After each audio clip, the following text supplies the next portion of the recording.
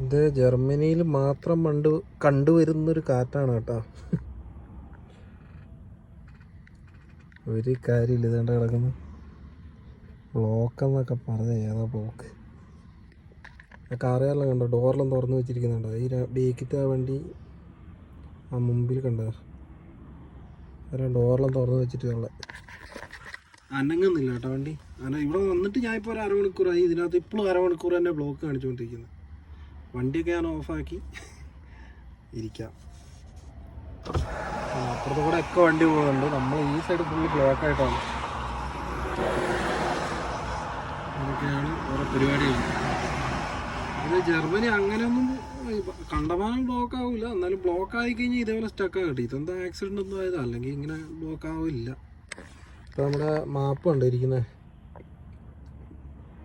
33 minute ഇപ്പോൾ കാണിക്കുന്നത്. നേരത്തെ 30 ആയിരുന്നു, 31 ആയിരുന്നു, ഇപ്പോൾ 33 കേട്ടോ.